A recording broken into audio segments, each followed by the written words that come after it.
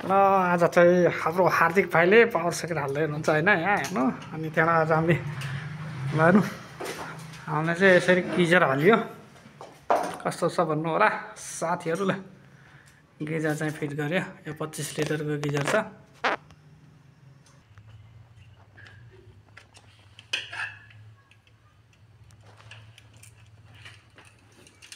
ल हाम्रो हार्दिक भाइ नि चट्टला काम चाहिँ चट्ट गरिरहेछन् है।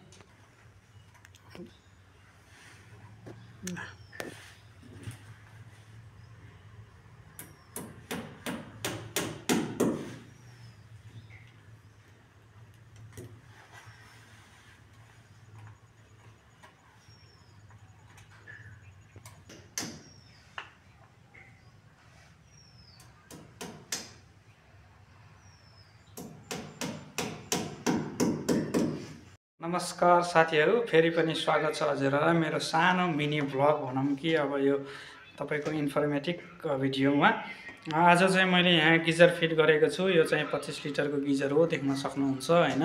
तपाईँको हामीले यतापट्टि तपाईँको इनलेट र आउटलेट छ। यो चाहिँ एउटा एङ्गल कक छ, यतापट्टि एङ्गल कक छ। हामीले यस एङ्गल ककबाट ल्याएर हामीले यहाँ चाहिँ गिजरभित्र पानी इनलेट दिएका छौँ, जुन चाहिँ चिसो पानी यो भित्रबाट जान्छ र यो आउटलेट हो। यो तातो पानी आउटलेट हो। यो तातो पानी तातेपछि यहाँबाट भएर गएर यो एङ्गल कक भएर भित्र धारामा जाने हो। हेर्न सक्नुहुन्छ हामीले यसरी गिजर फिट गरेका छौँ। हजुरहरूलाई पनि कस्तो लाग्छ कमेन्ट सेयर लाइक गरिदिनु होला होइन।